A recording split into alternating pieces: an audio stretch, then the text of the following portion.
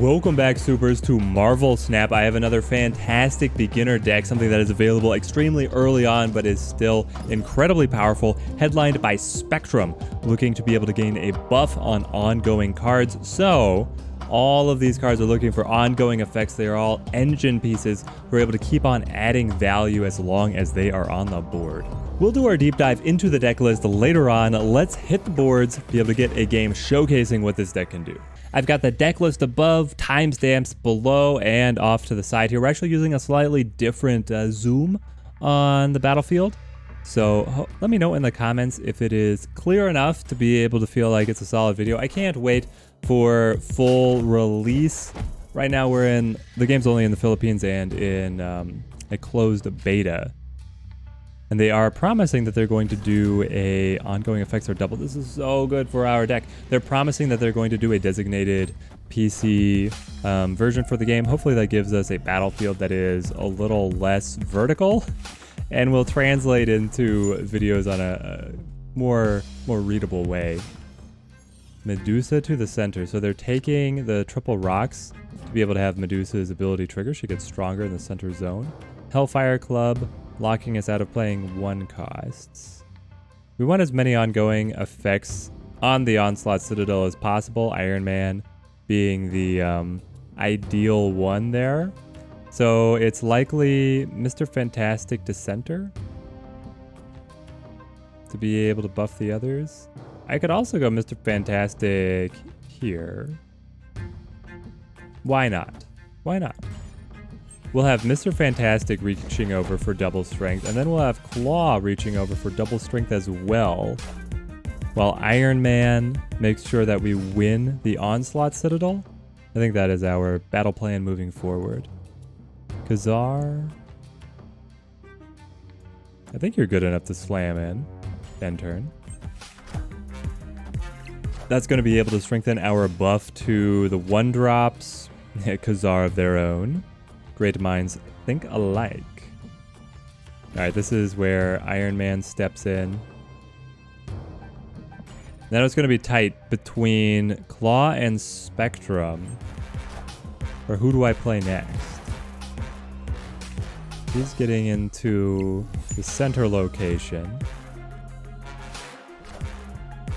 Taking control. But we are still winning. We're winning so handily here in the Onslaught Citadel. And then we have the advantage at the Hellfire Club.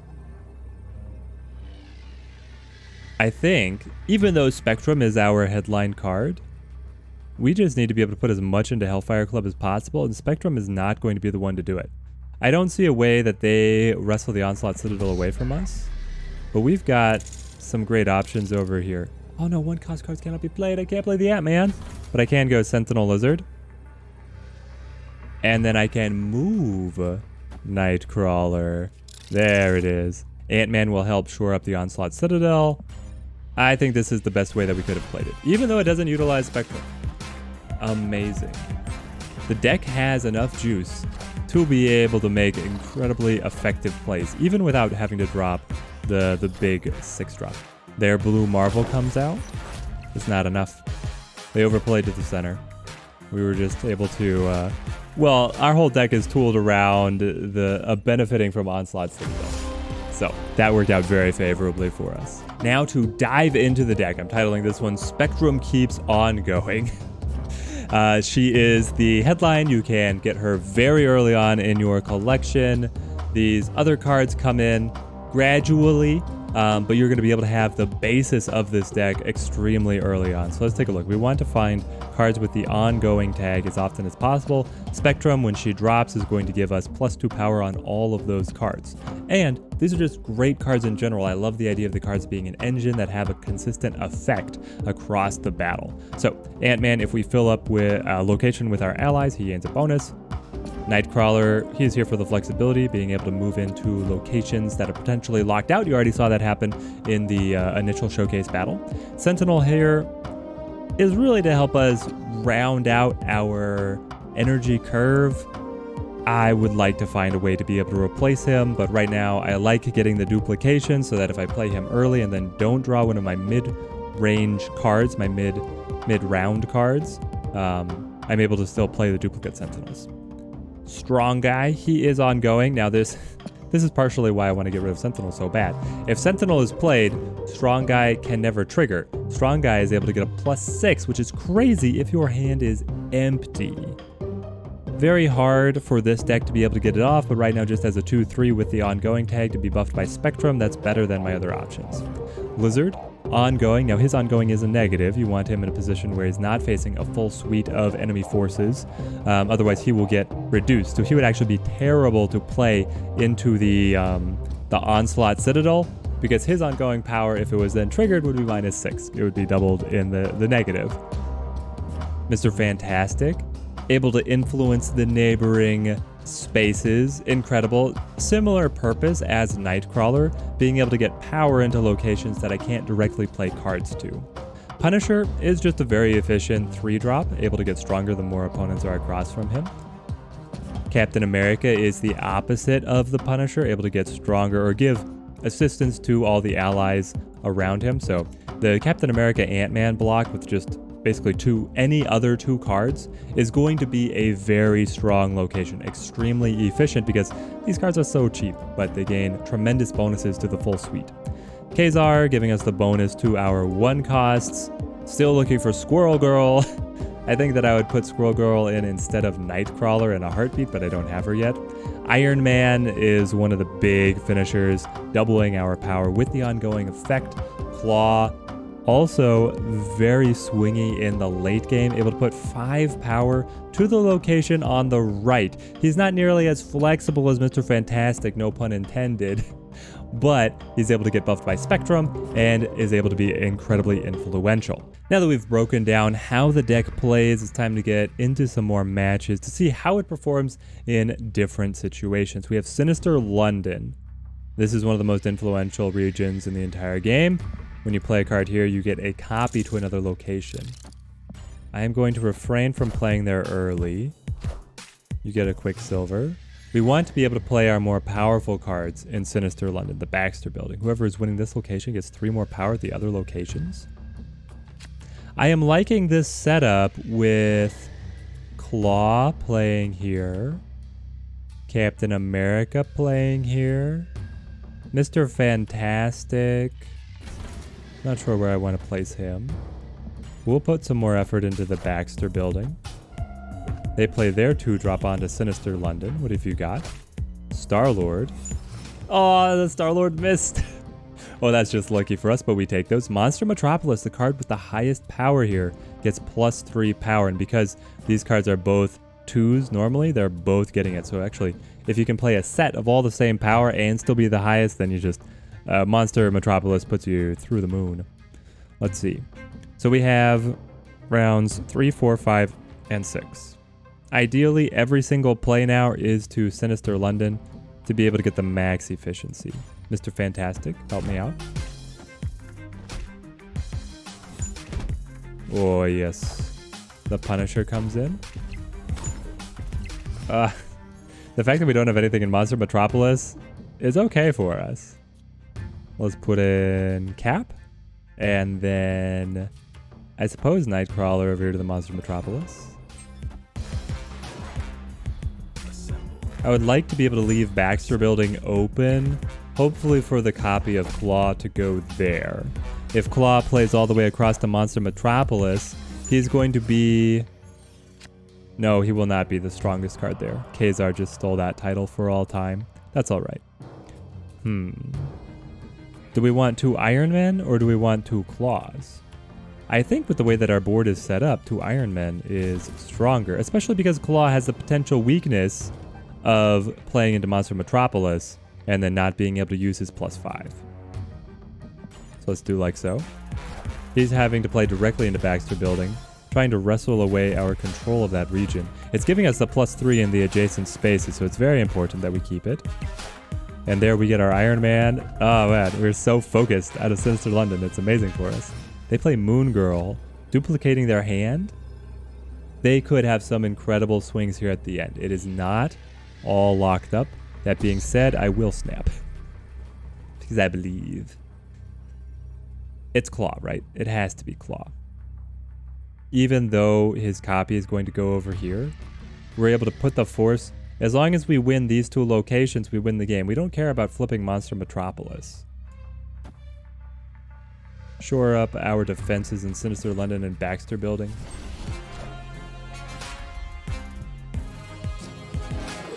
I'm still just now looking at what if we had gone into Monster Metropolis. They had their Spectrum. Is it enough? It's not. Haha, yes. We were able to beat our opponent's Spectrum deck without even playing Spectrum ourselves. All down to the superior placements from Sinister London.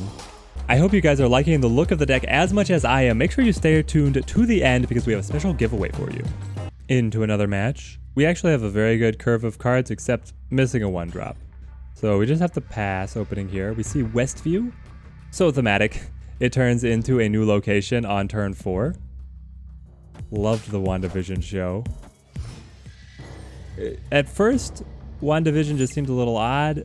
I had a lot of nitpicks with it, and then I watched the other Marvel TV shows, and I was like, WandaVision was absolute art. Absolute art. I just didn't understand it at the time. Give +2 power to cards in players' hands. Very nice. Lizard is now 2/6. Are you kidding me?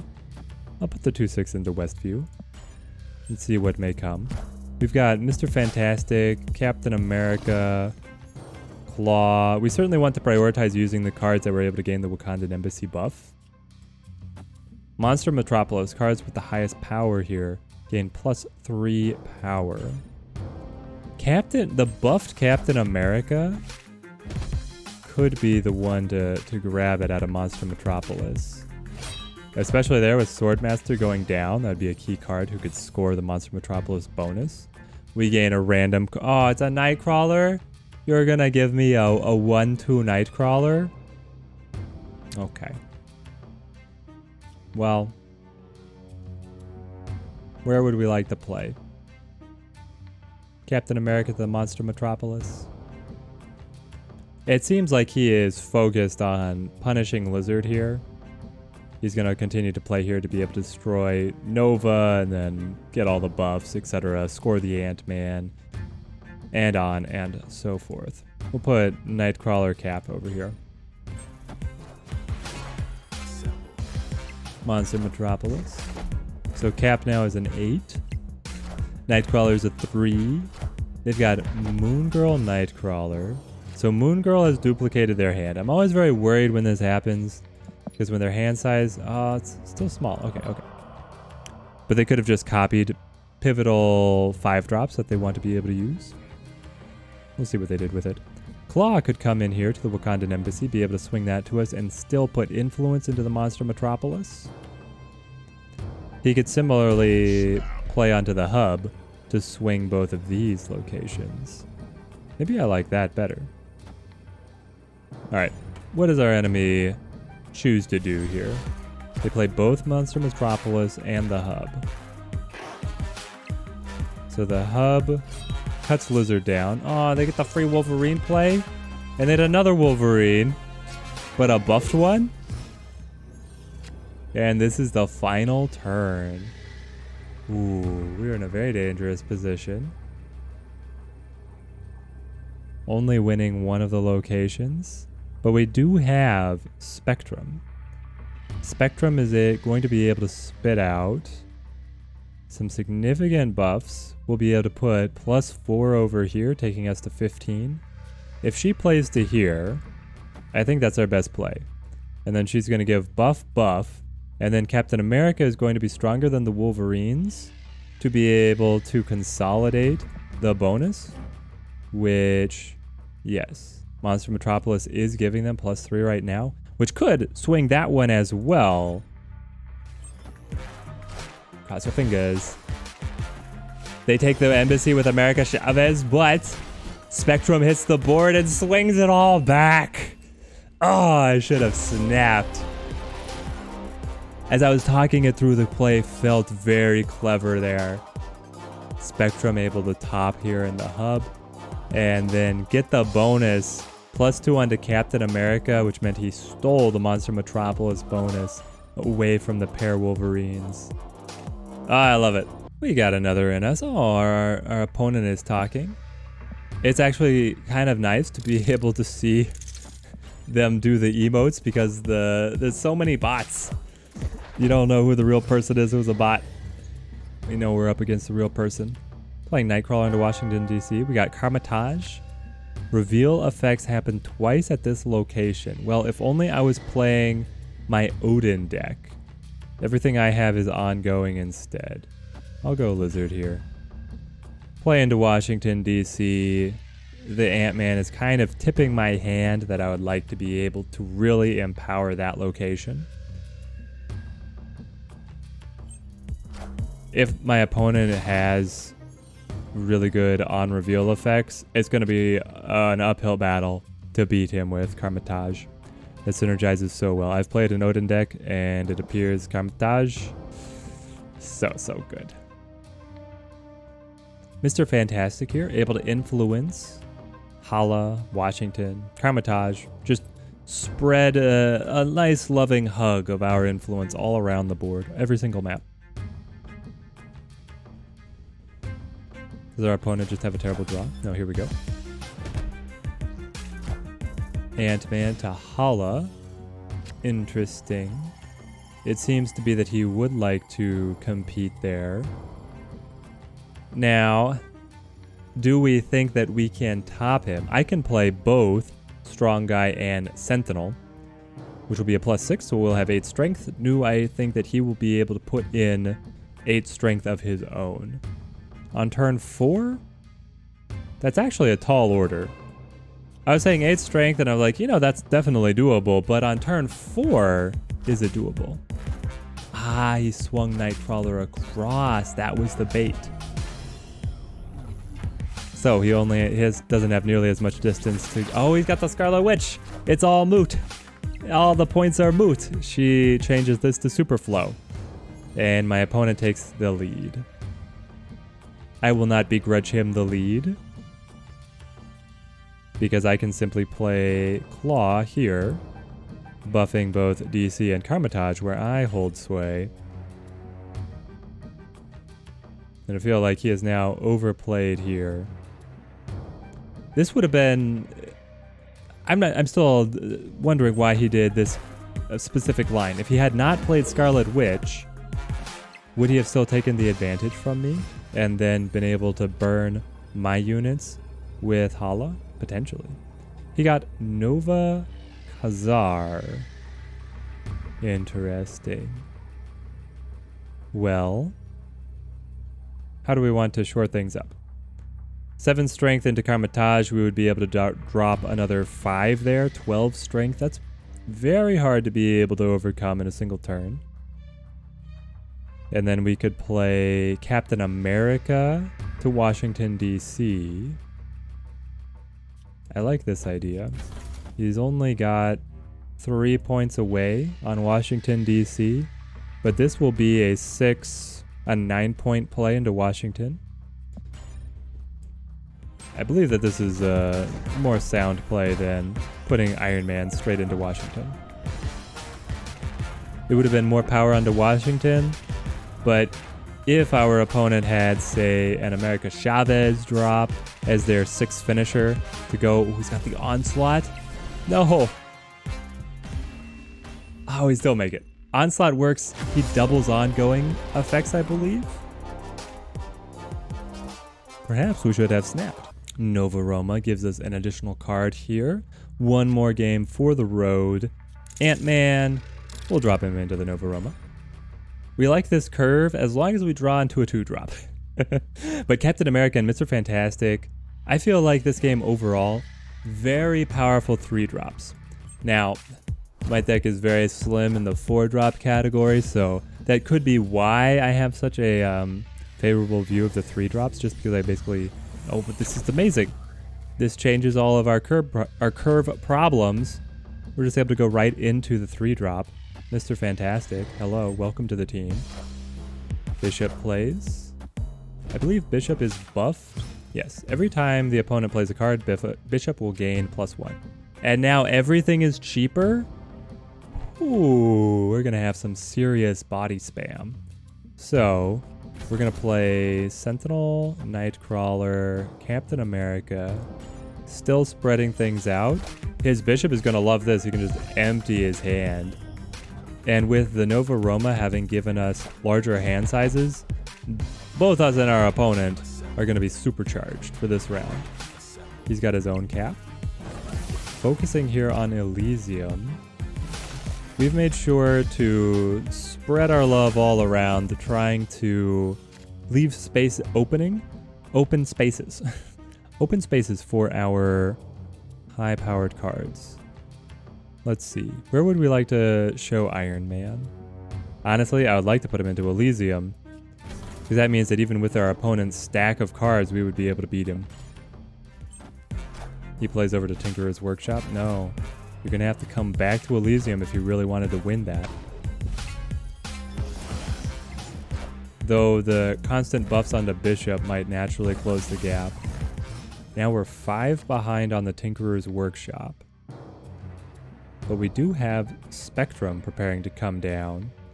And she's going to be able to buff a lot here. And we have one more turn where we will be able to play both. We'll be able to play all 3 of these cards, Claw, Sentinel, and Strong Guy. We could max out Nova Roma and score the Ant-Man if our opponent continues to shift across the way he has been, going world to world. What is the play? Our opponent is keeping us waiting. Are they going to play their 6-drop early here? They have their Iron Man to be able to match ours. Just building up an enormous Elysium. A Lizard. Lizard into Nova Roma. I'm sorry, it is not enough. Ooh, okay. We can... Is there a way that we flip Elysium? Not really, right? We're... How many? 14 down? 14 is too much. It's too much, I say. But I can go Claw, Sentinel, Strong Guy, and then pull Nightcrawler out. Honestly, it's probably... which one are you? Who did I play? I'm trying to undo. Strong Guy. Strong Guy here, just because he... No, it's more like this. There it is. End turn. Do they try and play... I'm going to accept the snap. I think that we can top them. Are they going to be able to take Tinkerer's Workshop away from us? With Claw adding his support, it looks like it's going to be a tall order for him. And we've been able to put quite the gap here on Nova Roma and scare their Lizard down to a 1. They had Medusa. Not enough. A good play, but not enough. Blue Marvel to buff everybody. Still, not enough. We won against that snap. Their bluff did not scare us away. Fantastic. I have to give it to Spectrum. She can hit the board with some of the biggest point swings of any of the 6-drop finisher cards that are in the game, period. And the concept of having the deck with all of these ongoing effects where they are all engine cards able to empower each other is incredibly sound. Even without her, we saw games where we were able to win without dropping Spectrum, or even where Spectrum was in our hand and we chose not to play her. Now for our giveaway. I hope you left a like on the video. If you did, you are in luck. Everyone who likes this video is going to receive in their account for free an alternate art version of Spectrum drawn by an artificial intelligence. I guess it could be this one. Out of the 9 options presented to me, these 2 are the closest ones. Why are their heads cut off? Who knows? It seemed to be that the headless superhero was just a motif that the AI was going for. Let me know down in the comments if you guys have been playing Marvel Snap, or if you are waiting for the full release in America to be able to dive in, and in that case, what deck you are most excited to be able to craft. Till next time, thank you guys for watching and have a good one.